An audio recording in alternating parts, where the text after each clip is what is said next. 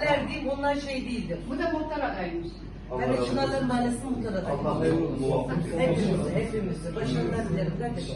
Allah razı olsun. Kusurumuza bakmayın. Yok Bir şeyler ama. Efendim sonra. yok. Hiçbir zaman dediğimiz gibi yani yolların açık oldu yani gençlere aslında hani Başkan da öyle. 5 dakika fazla değil. 5 dakika yaparız insanlara. Ben şöyle Allah razı olsun. İşlerimiz rast gitsin. Allah ne muradınız varsa versin inşallah. Allah razı olsun. O şeyin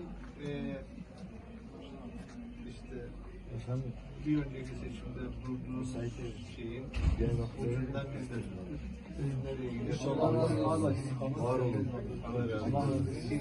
razı olsun. Allah utandırmasın. Allah iyi işler versin. İnşallah Allah'ın hayırlısını ekleyin.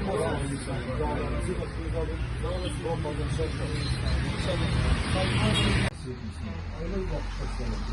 Biz bu kesinlikle yapacağız. Her yerde Burada şeyiniz var mı?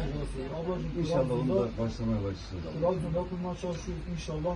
Zaten size onun için destek Bu veriyoruz. seçim çok güzel. Herkes kendi şeyini Evet. çıkartıyor. Aynen öyle, herkes öyle. Denemek lazım. Öyle Gerçekten. değil. İnsanların da kafası karışıyor. Ne yapacağım, ne gideceğiz öyle değil. Bizim sloganımız da inşallah bir Ama sefer ben çok bir sevdim. İyi olmuş. Biz burada il başkanlığımızı kurmak için bir adım atıyoruz. Hani derler ya sen Bana programa yardımcı olsun. Gerçekten içten seviyorum. Bana yani. Allah razı olsun. Allah sizden razı olsun. Allah bereket versin. Amin inşallah. Kardeşim yani Allah. Siz yapın. Niye olmasın? Dilebildiğiniz için Başarı teşekkür niye ederiz. Allah olmasın? bak Olur böyle şey. sizin gibi karşılandığımız zaman özgüven geliyor. Bazıları özgüven geliyor. Var olun. Kapı herkes. Allah razı olsun. Çok çok Bize teşekkür kim ederim. hangisi gelirse gelsin. Hep beraber kardeş bir şekilde, özgür bir şekilde yaşayalım. Allah Derdim sizden şu, razı başka olsun bir derdimiz inşallah. yok yani. Kim?